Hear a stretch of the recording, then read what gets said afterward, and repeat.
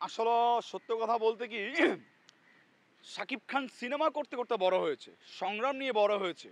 তো শাকিব খান সংগ্রাম জিনিসটা বোঝে, সিনেমাটা বোঝে, ক্রিকেট খেলাটা তেমন বোঝে না। তো যাদেরকে দায়িত্ব দেওয়া হয়েছে তারা ভালোভাবে টিমটাকে গোছাইতে পারেনি, আমি আমার দিক থেকে মনে করি। তারা যদি ভালোভাবে ভালো প্লেয়ার নিত, ভালো টিমটা গোছাইতে পারতো, তাহলে শাকিব খান না জয় হইতো। তো যাদেরকে দায়িত্ব দিছে তারা ব্যর্থ আমি মনে করি। তো শাকিব খান প্রত্যেক জায়গায় নাম্বার ওয়ান। এই খেলায় তার মান সম্মান কমানোর জন্য, কেরিয়ার নষ্ট করার জন্য যাদেরকে দায়িত্ব দিয়েছে প্লেয়ার কেনার জন্য, তারা দুর্বল প্লেয়ার কিনছে যারা ভালো খেলে না, যেটা শাকিব খানের ওয়াইটটা নষ্ট হয়ে যায়। কিন্তু তারা যতই ষড়যন্ত্র করুক, শাকিব খানে কিং খান। বাংলাদেশের কোনো নায়ক কিং খান হতে পারেনি, শাকিব খান হয়েছে। আরও খান ছিল, কেউ কিং খান হতে পারেনি। তারা কখনোই পারবে না, কারণ শাকিব খান নিজের বুদ্ধিতে চলে, কেউর বুদ্ধিতে না। আপনি দেখেন বাংলাদেশের অনেক শিল্পপতি আছে, অনেক বিজনেসম্যান আছে যারা বাংলাদেশের টাকা বাইরে নিচ্ছে, লুটপাট করে বাইরে মনে করেন বাড়ি করতেছে, গাড়ি কিনতেছে, দুবাইতে বুর্জ খলিফাতে ফ্ল্যাট কিনতেছে। শাকিব খান কিন্তু ওইটা করেনি, দেশের টাকা দেশে রাখছে। 3 কোটি টাকা খরচ করে সে ঢাকার টিম কিনছে। তার কথা হচ্ছে আমার টাকা আমার দেশেই থাকবে। তো শাকিব খানকে নিয়ে যারা ষড়যন্ত্র করছে কেরিয়ার নষ্ট করার জন্য, আমি মনে করি তারাই ব্যর্থ হয়েছে। আর খেলা জিনিসটা হার জিত আছেই, খেলায় হার জিত আছেই। তো আশা করি সামনে যে 2-3টা ম্যাচ আছে আমরা খুব আশাবাদী, ঢাকা কেপিক্যাল জিতবে, শাকিব খানের টিম জিতবে। হ্যাঁ, ভালো কিছু করার সম্ভাবনা আছে, এখনও সুযোগ আছে।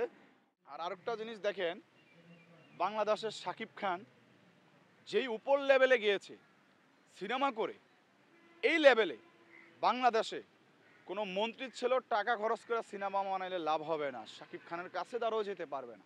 কারণ শাকিব খানের জনপ্রিয়তা সারা পৃথিবীতে আছে, ফ্রেন্ড ফলোয়ার সারা পৃথিবীতে আছে। আমি চ্যালেঞ্জ দিয়া বলি, কোনো কোটিপতির ছেলে, মন্ত্রীর ছেলে সিনেমা বানাক শাকিব খানের লগে টক্কর দিয়া, সেও শাকিব খানকে সরি বলতে হবে যে গুরু আমার ভুল হয়ে গেছে। কারণ শাকিব খানকে যাকে আল্লাহ দেয় তাকে কেউ ধরে রাখতে পারে না। আপনি দেখেন তাকে নিয়ে অনেকে ষড়যন্ত্র করছে, অনেক মামলা মুমলা এটা সেটা অপবিশ্বাসকে নিয়ে, কিন্তু শাকিব খান তার গদিতে চলে গেল। কে কি বললো দেখার সময় নেই, আমি আমাকে নিয়ে ব্যস্ত। তো শাকিব খান ওই চিন্তাটাই করে, কারণ কালো ছায়া কালো পানি আমার খারাপ সময় পিছনে থাকে, সামনে আসতে পারে না। আমাকে এক সিনিয়র ভাই বলছিল যে যখন তুমি তোমার বদনাম শুনবা তখন তুমি ফিল্ডে থাকবা, যখন বদনাম শুনবা না তখন ফিল্ডে থাকবা না। তো আমি যখন বদনাম বেশি শুনি তখন আমি ফিল্ডে যাই। ফিল্ডে থাকা মানে কি আমার জন্য লাভ যে আমি ফিল্ডে আছি। তো শাকিব খান সেই ব্যক্তি, তার যত দুর্নাম হয়, যারাই তাকে নিয়ে ষড়যন্ত্র করে তারাই ধ্বংস হয়ে যায়। আর আরেকটা কথা বলতে চাই শাকিব খানের কাছে, ভাই আপনার অনেক টাকা হয়েছে, অনেক টাকা আল্লাহ পাক দিছে, আপনি সিনেমা প্রযোজনা করবেন, ওই ডিরেক্টর এই প্রযোজক এদেরকে টাইম দেওয়ার মতন সময় আপনার কাছে নাই, এটা আমি জানি। আপনি সিনেমা বানান, নতুন নতুন নায়ক নেওয়া সিনেমা বানান। প্রত্যেকটা সিনেমায় আমি চাই শাকিব খান মেন নায়ক থাকবে, নতুন আরেকটা নায়ক সাইড নায়ক থাকবে, ওরাও সুযোগটা যত পায় সেই আশা।